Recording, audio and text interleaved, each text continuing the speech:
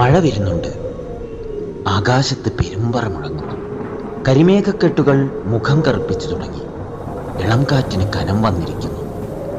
ഒരു തള്ളലോടെ അത് എന്നെ ഒന്ന് തഴുകിപ്പോയി. അതൊരു ഓർമ്മപ്പെടുത്തലാണ്.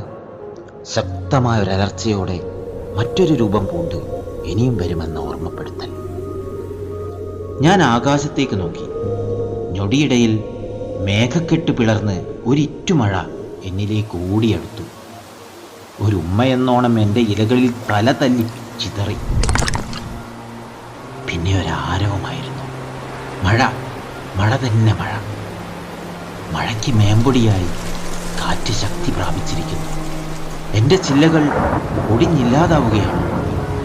ഇലകളിൽ ക്രൂരമായ മഴയുടെ വിളയാട്ടം. ഞാനില്ലാതാവുകയാണ്. എൻ്റെ അവശതയുടെ ഇരുണ്ട കാഴ്ചകൾ മറച്ചുകൊണ്ട് ഒരു ഇളം കിളി എന്നിലേക്ക് പറന്നെടുക്കുന്നത് ഞാൻ കണ്ടു. പ്രതീക്ഷയുടെ അവസാന അത്താണിയായി ആ പാവം പക്ഷി കാണുന്നത് എന്നെയാണോ?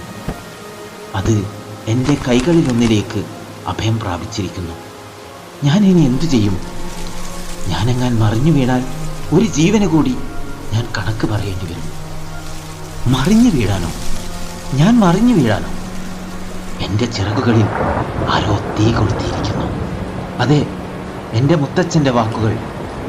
ഒരു മരത്തിൻ്റെ ശക്തി അതിൻ്റെ കൊമ്പുകളിലല്ല, അതിൻ്റെ വേരുകളിലാണ് നിലകൊള്ളുന്നത്. അതെ, ഞാൻ എൻ്റെ വേരുകളിലേക്ക് നോക്കി. മണ്ണിനടിയിൽ ഇടതൂർന്ന കൂർത്ത കൽക്കുറ്റികൾക്കിടയിലൂടെ ജീവൻ തേടി ഞാൻ നടത്തിയ യാത്രകൾ. എൻ്റെ വേരുകൾ, അവ തന്നെയാണ് എൻ്റെ ശക്തി.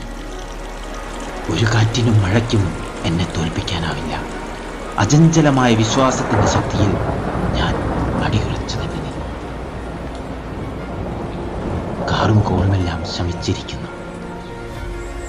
ക്ഷീണവും വേദനയുമെല്ലാം മറന്ന് ഞാൻ തലയുയർത്തി തന്നെ നിൽക്കുകയായിരുന്നു. അതിനിടയിൽ കണ്ട ഒരത്ഭുതം എൻ്റെ ഹൃദയം നിറച്ചു.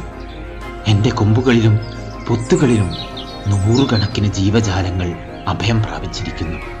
ചിരിച്ചും ചിണുങ്ങിയും ചിറക് കുടഞ്ഞ് മഴ പെയ്യിച്ചും 1000 ജീവജാലങ്ങൾ